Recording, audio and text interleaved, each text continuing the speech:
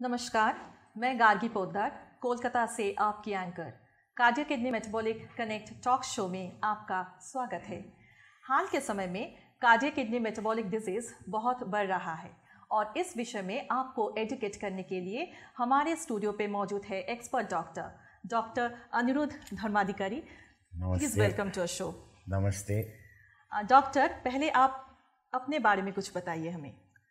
मी doctor Aniruddha Dharmadhikari गेली 23 वर्षांपासून नाशिकमध्ये रुग्णसेवा देत आहे। हृदयरोग हा माझा विषय आहे आणि त्या संदर्भातील आजारांवर उपचार करण्यासाठी गेल्या 15 वर्षांपासून नाशिकमध्ये श्री साईबाबा हार्ट इन्स्टिट्यूट या माध्यमातून मी कार्यरत आहे।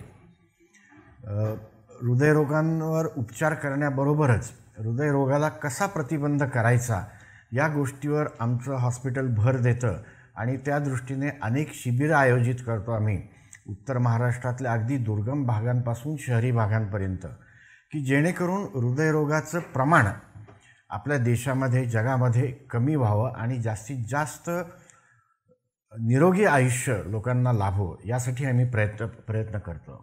थैंक यू डॉक्टर, मेरा पहला सवाल आपसे ये है कि हार्ट अटैक से होने वाला जो पेन है और गैस्ट्रिक ट्रबल से जो पेन है, इन दोनों में अंतर क्या है? खूप महत्त्वाचा प्रश्न आहे हा, कारण या दोन्हींमधला फरक न कळाल्यामुळे दुर्दैवाने अनेक रुग्णांचा हृदयविकाराच्या झटक्याने मृत्यू होतो। आपण एक गोष्ट कायम लक्षात ठेवायला पाहिजे की ॲसिडिटी किंवा गॅस याचं दुखणं जे असतं ते आपल्या पोटाच्या भागामध्ये असतं, छातीमध्ये कधीही गॅसमुळे दुखत नाही। कदाचित ॲसिडिटीमुळे कधीतरी आपल्याला छातीच्या मध्यभागी जळजळ होऊ शकते, पण दुखणं, कळ लागणं, दाब येणं अशा प्रकारचा त्रास गॅसेसमुळे किंवा ॲसिडिटीमुळे कधीच होत नाही। जेव्हा हार्ट अटॅक येतो किंवा हार्ट अटॅक येण्याच्या आधीची स्थिती असते की हृदयाचा रक्तपुरवठा कमी पडतोय, तर अशा वेळेस छातीच्या मध्यभागी डाव्या बाजूला डावा खांदा, पाठीची डावी बाजू मागची, डावा हात अगदी बोटापर्यंत आणि डाव्या बाजूचा खालचा जबडा यामध्ये वेदना होऊ शकतात। छातीवर दबाव आल्यासारखा वाटतो, कोणीतरी आपली छाती दाबतंय, वजन ठेवल्यासारखं, छातीवर दगड ठेवल्यासारखं वाटतं। त्यावेळेस श्वास कोंडल्यासारखा होतो, घाम येतो, चक्कर येऊ शकते, एकदम गळून गेल्यासारखं वाटतं आणि काहीच करू नये, खूप थकवा आलाय असं वाटतं। आणि हे दुखणं सरासरी 5 ते 15 मिनटं चालतं। जे आपण सुई टोचल्यासारखं वाटतं किंवा कळ येऊन जाते काही सेकंदांसाठी, हे हृदयाचं दुखणं नसतं।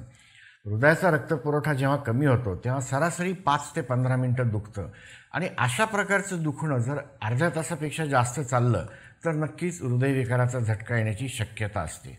या उलट गॅसचं जे दुखणं असतं त्याच्यामुळे पोट फुगतं, छातीवर थोडासा दबाव आल्यासारखं वाटतं, कारण पोट फुगतं गॅसेसमुळे, बद्धकोष्ठता झालेली असते किंवा पोट साफ झालेलं नसतं, ॲसिडिटीमुळे पोटामध्ये जळजळ होते, पण छातीमध्ये वेदना किंवा छातीवर दगड ठेवल्यासारखं वाटणं अशा प्रकारचं दुखणं होत नाही।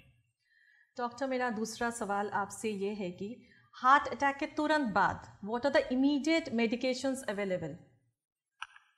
हा सुद्धा खूप महत्त्वाचा प्रश्न आहे, कारण जर आपण प्रथमोपचार केले, छातीत वेदना होत आहेत, रुग्णाला हृदयविकार आहे हे माहिती आहे किंवा पहिल्यांदाच अशा प्रकारच्या वेदना होत आहेत, त्यावेळेस आपण जर काही गोष्टी केल्या तर नक्कीच आपण रुग्णाचा जीव वाचवू शकतो।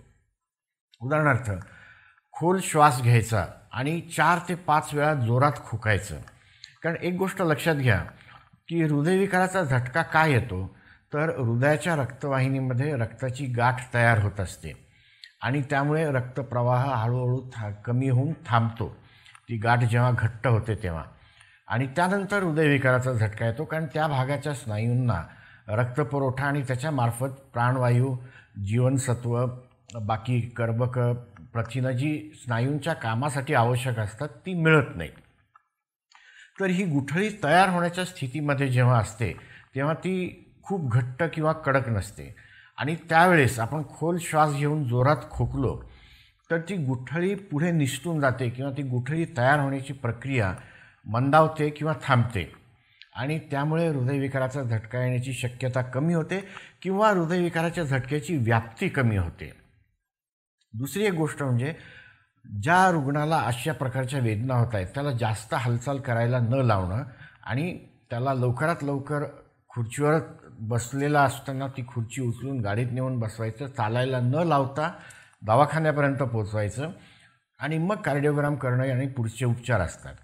बऱ्याच वेळा ऑफिसमध्ये असा त्रास झाला तर ऑफिसमध्ये कुणी ना कुणी असतं की ज्याला हृदयविकाराचा त्रास आहे आणि त्याच्याकडे ॲस्पिरिन आणि सॉर्बिट्रेट या गोळ्या उपलब्ध असू शकतात. ॲस्पिरिनमुळे रक्त पातळ होतं आणि जी हृदयाच्या रक्तवाहिनीमध्ये रक्ताची गुठळी तयार होत असते ती विरघळण्यास मदत होते. ॲस्पिरिन घेतल्यानंतर काही मिनिटांमध्येच त्याचा परिणाम दिसायला लागतो आणि ती गुठळी कमी होऊ शकते. सॉर्बिट्रेट या गोळीमुळे हृदयाच्या रक्तवाहिन्या प्रसरण पावतात.